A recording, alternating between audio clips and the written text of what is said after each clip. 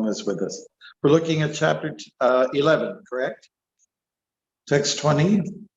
Maharaj, chapter 12, text 20, Maharaj. Chapter 12, okay. Yes, Maharaj. Okay.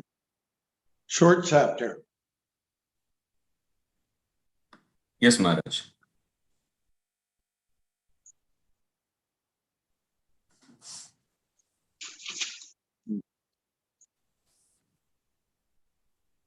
Okay, so here we go. Ye tu dharmam vritam idam yatoktam paryupasate shradadhana mat parama bhakta state tiva me priya. Translation. Those who follow this imperishable path of devotional service and who completely engage themselves with faith, making me the supreme goal, are very, very dear to me. Purport by His Divine Grace A.C. Bhaktivedanta Swami Prabhupada. In this chapter, from verse 2 through the end, from Maya Vishesha Mano Ye Mam, fixing the mind on me, through Yetu Dharmamritam Idam, this religion of eternal engagement. The Supreme Lord has explained the processes of transcendental service for approaching Him. Such processes are very dear to the Lord, and He accepts a person engaged in them. The question of who is better, one who is engaged in the path of impersonal Brahman, or one who is engaged in the personal service of the Supreme Personality of Godhead, was raised by Arjuna. And the Lord replied to him so explicitly that there is no doubt that devotional service to the Personality of Godhead is the best of all processes of spiritual realization. In other words, in this chapter, it is decided that through good association, one develops attachment for pure devotional service, and thereby accepts a bona fide spiritual master, and from him begins to hear and chant and observe the regulative principles of devotional service with faith, attachment, and devotion, and thus becomes engaged in transcendental service of the Lord. This path is recommended in this chapter. Therefore, there is no doubt that devotional service is the only absolute path for self-realization, for the attainment of the Supreme Personality of Godhead. The impersonal conception of the Supreme Absolute Truth, as described in this chapter, is recommended only up to the time one surrenders himself for self-realization. In other words, as long as one does not have the chance to associate with a pure devotee, the impersonal conception may be beneficial. In the impersonal conception of the Absolute Truth, one works without fruitive result, meditates and cultivates knowledge to understand spirit and matter. This is necessary as long as one is not in the association of a pure devotee. Fortunately, if one develops directly a desire to engage in Krishna consciousness in pure devotional service, he does not need to undergo step-by-step improvements in spiritual realization. Devotional service, as described in the middle 6 chapters of Bhagavad Gita, is more congenial. One need not bother about materials to keep body and soul together, because by the grace of the Lord, everything is carried out automatically. Thus end the Bhaktivedanta purports to the 12th chapter of the Srimad Bhagavad Gita in the matter of devotional service. Thank you very much, for listening to me. And yeah, so we have come to this stage of ending this chapter, and we'll dive into 13th chapter when you all get together next. Devotional service has been described here throughout in the 12 verses to say that it is superior to any other approach. Prabhupada did quite well at using that word personalism versus impersonalism. He uses the word a lot. Where did that all come from? That sort of, let's say, the rivalry between the two. It was there for a long time. And Chaitanya Mahaprabhu in particular had a lot to do with expressing his dissatisfaction at what we call the Mayavadis.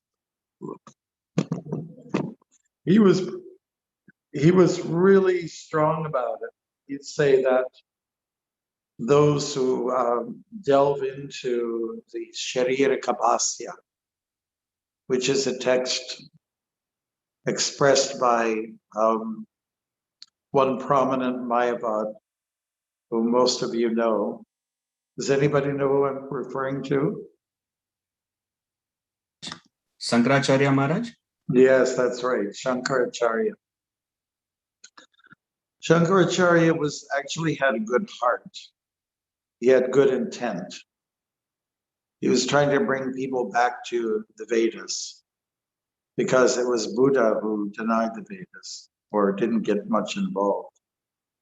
Interesting that we celebrated as one of the Vishnu avatars coming from Krishna directly.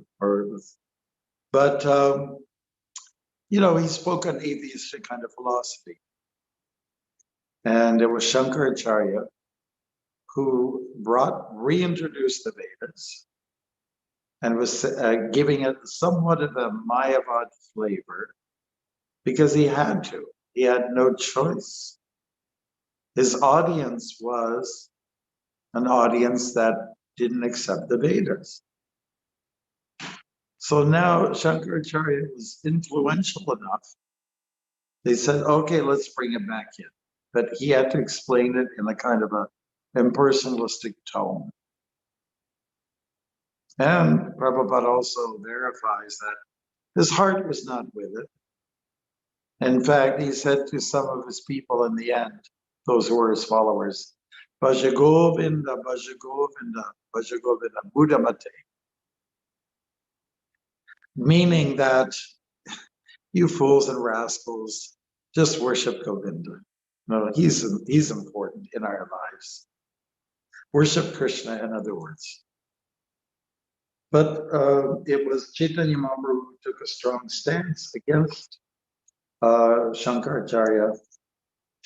And at that point, in Chaitanya Mahaprabhu's time, the Bhagavad philosophy was known by the Hindus at that time. And there was a strong sense of Vaishnavism that had become established in his hometown, Mayapur district. Also, many Krishna Vaishnavas became established in Jagannath Puri, where he spent the last years of his life. And also there was a big batch of Krishna Bhaktas, Vaishnavas in Vrindavan, in Uttar Pradesh. So that still holds true. And Mahaprabhu started the strong sentiment, which was kind of anti, Shankaracharya, at least his philosophy. Prabhupada's Guru Bhaktisiddhanta, who was quite a wizard in many ways. I mean, to say he was very smart, he was like a child prodigy. When he was young, he would run up to someone who was reputed as a Mayavad sannyasi And he would get very firm with him. He'd say, why do you kill Krishna? Why do you kill him? And Bhaktisiddhanta was also known as a Singha Guru. That means a lion guru. Watch out, there's Bhaktisiddhanta. Don't mess with him. Something like that. Okay, so the chapter that you've just gone through is endorsing devotional service, like anything. It's putting a strong position forth to say that this is the system that Krishna is happy with. And he confirms it later on in the 18th chapter. He says, Bhakyamam Abhijanati Yavan Yash Chashmitatvatah. Krishna says to Arjuna that I am happy with devotional service. That's the way to me. The way to get to me is through bhakti. We know that the way to get to God is through the Vedas. Vedasya sarvayar aham eva vidya, Vedanta krid veda vidya chaham. That's chapter 15, verse 15. But, you know, a little more, let's say, definitive is the idea that the way to get to really, to get to Krishna, not just to know about him, but to get to him, to be with him, is through the Bhakti Yoga platform. It's through devotion. We were looking at a film of George Harrison, well, not of him directly, but Dhananjay, his good friend, who was a devotee from the UK, and he became one of Prabhupada's first disciples. And he was talking about George Harrison throughout the whole thing, pretty much. And in the Krishna book, George Harrison writes a little bit about, about Krishna, and one of his famous songs, My Sweet Lord, he says, my sweet Lord, I really want to be with you. I want to see you, Lord. I want to be with you. I want to go with you. He says all those things. So it's not a matter of, say, going to Krishna in some distant way through mental speculation, philosophical speculation, or through doing rituals like havans and homas, or it's not. Uh-oh. Are we okay there? Sound like a Martian just came into Windsor there for a minute. But in the lyrics, George Harrison says, I really want to see you. I really want to go with you. I really want to be with you. But, oh my Lord, it takes so long. So really what he's expressing is a sentiment of being right there with Krishna. And that is possible through the practice of bhakti. It is possible. There is no other way but through bhakti. And so that's why this chapter is very important to us. We have to have faith. Shradhavam bhajate yomam. Sa me yuktatamo mataha. There are many different kinds of yoga systems, but the one that really does well with Krishna is where where devotion is emphasized. So just going back to the first verse from this chapter, Arjuna asks, which is better, to approach you through devotional service or through the impersonal Brahman? And then the Lord answers, those who fix their minds on my personal form are always engaged in worshiping me with great and transcendental faith. They are considered to be most perfect. So it's pretty clear. Krishna wants us to love him. Krishna wants us to be close to him. And, one thing we don't realize often is that Krishna is close to us in the form of Paramatma in the heart. He's very close. But we don't always feel him. That is our weakness. our devotion needs to be strengthened, our commitment intensified. We have to become very much internalized in our Krishna consciousness. And so that means doing inventory. What's going on inside my heart? How much do I really have a feeling for you, oh my Lord? We're tested every day when we chant japa. And it should not be too discouraging. And it can be for some people discouraging, because we may not always feel such, let's say, significant results. But, you know, I think we should be very happy that we're sticking to the process, that we are focused on our sadhana, and we're not considering other options. We should be happy with the fact that parang drishtva navartate, Krishna says to Arjuna, you've taken a higher taste. And because it's a higher taste, you don't have to be so interested in the lower tastes anymore. I mean, really, frankly, outside of bhakti, everything's just a lower taste. I mean, I don't, you know, just to give an example, you know, nearby we have Niagara, right? And they have different kinds of wine. I wouldn't know the difference between a good wine and a bad wine. I don't drink it. But for the connoisseurs, they're saying, oh, this is a fine wine, you know? Or this one, it's okay, but it's got a long ways to go. Sometimes they say that aging wine is the best. And okay, great. So anyways, wine is not an issue for us. But we're just giving an example that based on karma or activities, some karmas are a little bit, you know, selfishly motivated, and other karmas are devoted to Krishna. So of the two, that service that you render to Krishna with him in mind as opposed to yourself in mind is just a superior activity. So Krishna just has to be remembered. That's all. Whatever we do, yatra yogeshwara Krishna, yatra paratitya. Oh, that's not the one.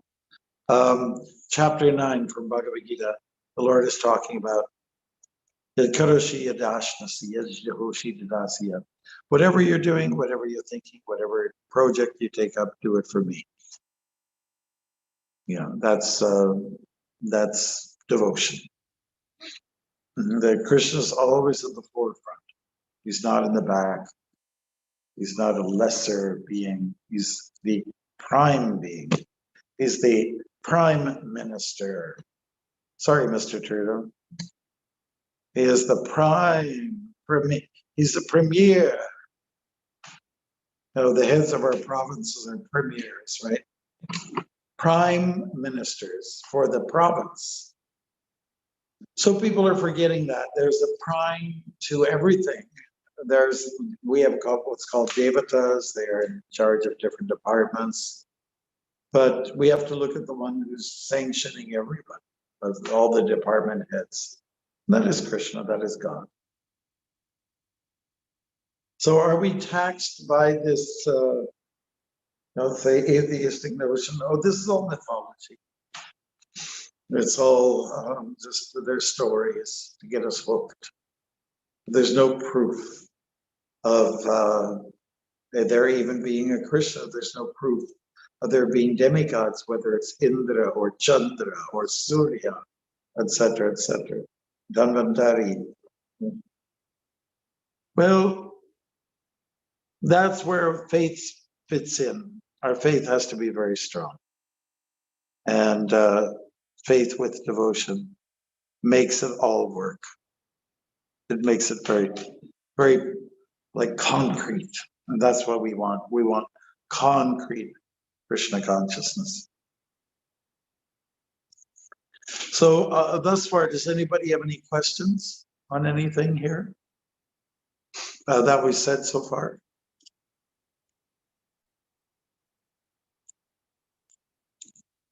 Okay, if there is no questions, I just find it's very interesting that if devotional service is so important, why did it only get sort of a low rating in terms of the number of verses?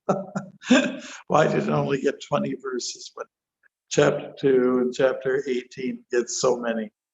In the front, you can say, and in the back. It's not the length that's important. It's that, are you getting the message? That is important. Are you getting it? Are you believing firmly that Krishna is before us? And secondly, are you believing firmly that Krishna can be achieved or can be part of our lives very significantly? Anyways, if you took this devotional service into practice, you believe it's all true. It's not just a myth. In chapter 9, please flip over to chapter 9 from the Gita. I think you've all got, I say flip because I've got a book. Some of you probably have a screen. All glories to you, the screeners. Okay, and this chapter,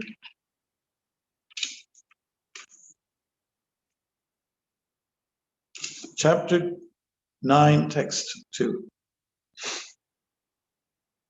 Okay, so it's Raja Vidya, Rajaguyam, Pavitram Idam Uttamam, Pratyakshabagamam Dharmyam, Susakam Karatum Avyayam. Translation: this knowledge is the king of education, the most secret of all secrets. It is the purest knowledge, and because it gives direct perception of the self.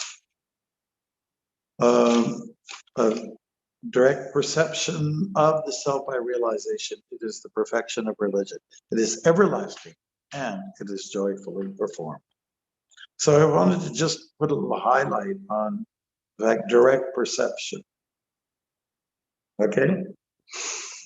I eat a candy bar. You know, I eat one of those little snap, sesame snaps, whatever you want to call them. And I'm tasting it directly. I'm saying, this is good. Okay. When I'm chanting Hare Krishna, and especially with an openness, then I taste, I can feel it. I can feel the presence in the name. That's called direct perception. That's found in this verse. I challenge any of the devotees out there in Windsor to memorize this verse and give it to me next time we come in, especially the line it's really good. It's a good one. It's a good one. So we are talking about direct perception. Krishna can be perceived through feeling. Now, in a few minutes, I'm going to have a young chap. He's from southwestern Ontario, from near Woodstock. And he's been coming around. And he's reading the Bhagavatam very seriously. He's chanting Hare Krishna every day. And I'm very happy for him. And he is getting that feeling of direct perception. He's enjoying, he's feeling Krishna through his actions of devotion. So what is bhakti anyways? It's action which is done with love, with Krishna in mind. And that's all it is. It's nothing but that action with Krishna in mind. And I think if people can actually take up that kind of a lifestyle, do everything for Krishna, from chapter 9. If we can just do everything for him, with him in mind, we'll be okay. We'll be okay. And, the person who is genuinely in love with Krishna is one who's in love with his devotees. He gets along with his devotees. Sometimes I'll find like fierce, maybe that word is a little strong, like There's some enmity sometimes between devotees, jealousy, whatever the case is. That shouldn't really be there. Then you cannot get to Krishna unless if you get it on right with the devotees. What if there's a devotee who's just very difficult? Okay, fine. He's difficult. I'm difficult too. But that's just simply a challenge now. Somebody's a little difficult. That's okay. You're being put to the test. Bhakti yoga has a lot to do with being tested. You know, it's Krishna is giving us a trial, and that's okay. He's pushing us. He always pushes us more and more towards devotion. You know, it's not a harsh push. It's a love shove. That's what it is. It's a love shove, and he's just making it so that everyone can be also have access to bhakti, and therefore he speaks it to Arjuna. No, he could have just made it a secret. Arjuna, let's go into a cave. I'm going to tell you everything. But no, Krishna let it out. It's recorded. It's too late. You know, Ganesh, he scribed it out. He wrote it out. It's too late. It's recorded. It's permanent. It's a black and white. And the etchings are on the wall, on the stone. It's fixed now, thanks to Krishna's kindness. And Krishna's kindness is firmly established in his devotees. Like you Prabhus, you know, you get together very regularly, and at least by Zoom, and I'm sure you're appreciating each other. One thing that we have to be very careful of is to not let familiarity breed contempt, not to get too familiar with each other. That's why during this pandemic, some people are really having a hard time with relationships. It was always a relief that one's partner is they're in different directions going to work. You know? And when they come back, they kind of appreciate each other. That is, as long as they're not too tired. Yeah, so if you want to get to Krishna, you know, the real important component in devotional service is to love his devotee, or to like his devotee. And then there's a possibility that Krishna will like you. Yeah, that's kind of like the bottom line. That is our religion. Our religion is to worship another devotee, to bring out the best in him, you know, which brings out the best in us. So that's our love. If somebody asks us the question, do you worship God? Yeah, but we worship his devotee first. So what? What's that? Devotee. Somebody's got devotion. Oh, I see. Somebody who's got devotion, a bhakta. A bhakta means one who has devotion. Okay, it's a buzzword, this word bhakti. It really is. And bhakti can blast and burst through your very hardcore heart. So that's why bhakti is important. So I'm going to leave see if you have any more questions or comments. Maybe everyone can just take a minute to look at what it means to, just try to dredge up some kind of thought about what we were just talking about. It would be really nice if we could hear from everybody on the call. All right, whether I see your face or not.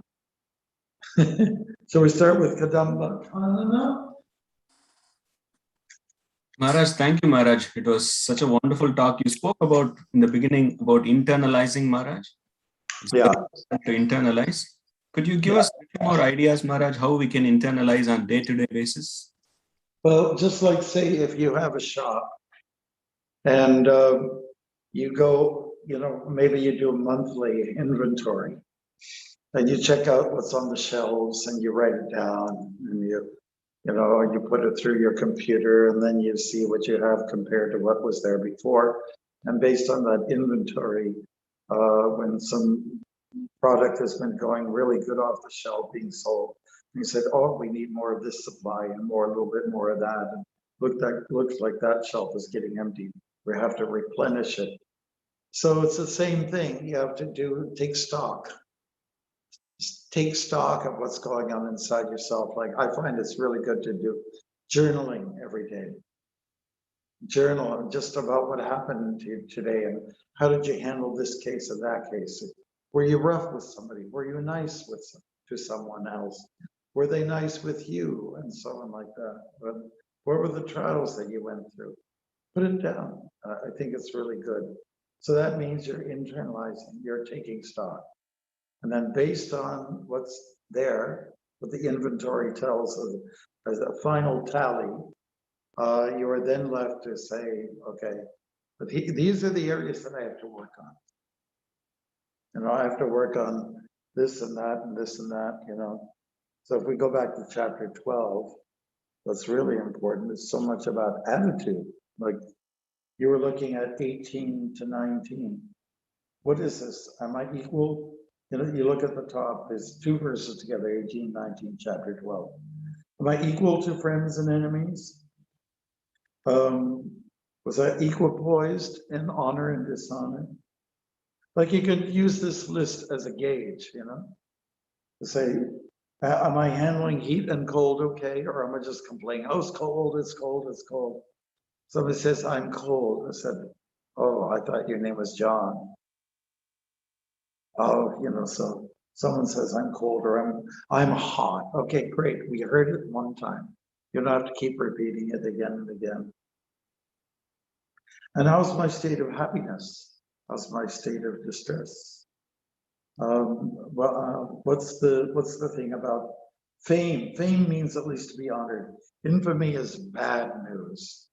When people speak ill of us, when we're the subject of let's say ridicule and gossip and so on like that.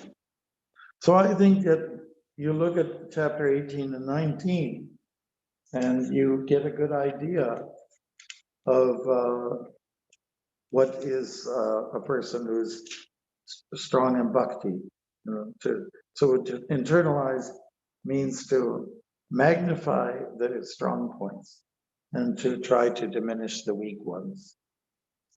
I would like to bring to your attention also text 14,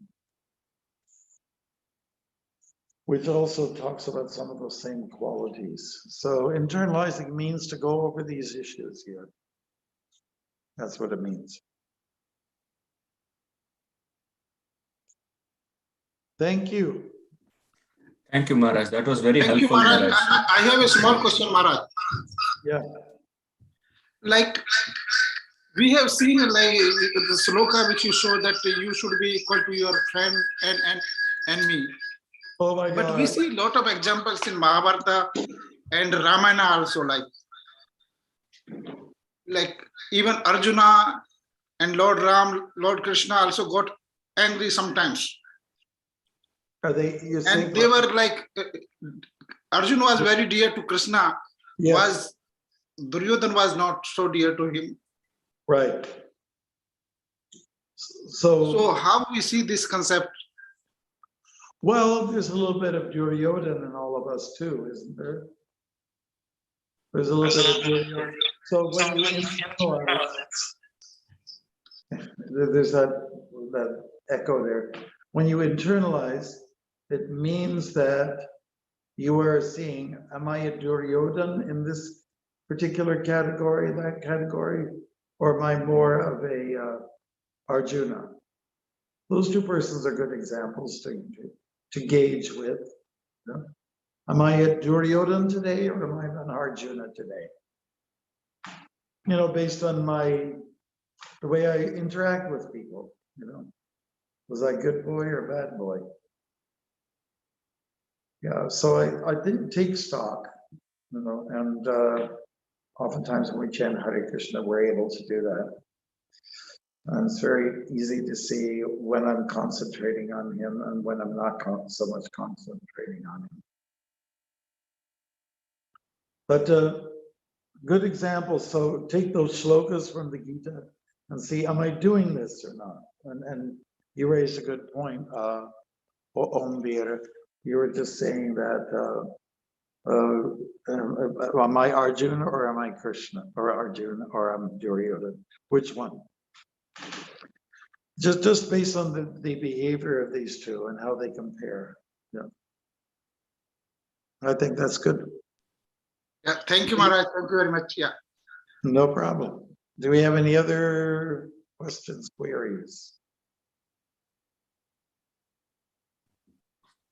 Anyone else have any question? Would like to ask Maharaj? Looks like these are the questions we have today.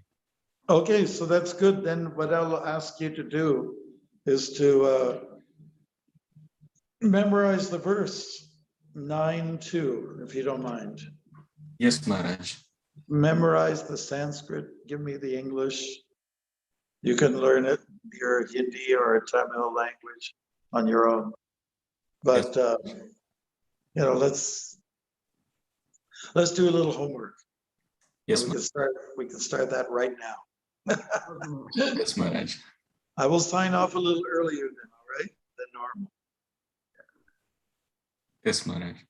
Much to my dismay, but so anyways, I want to thank you very much. I'm looking forward to coming down to Windsor sometime soon. I really am. Yes. I'd love to see it shape up. Okay, Hare Krishna. Thank you so much, Maharaj. We're eagerly looking forward to have your association here in person. I'm always loving being with you, Prabhu, very much. All right. Thank you, Maharaj. Hare Krishna. Bhaktimarg Swami Maharaj ki jai.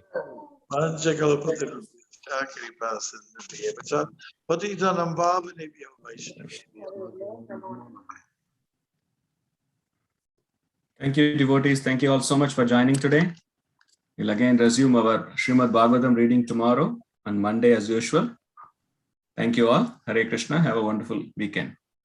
Thank you, Prabhuji. Thank you, Prabhuji. Hare Krishna. Hare Krishna. Hare Krishna. Dandavat pranams.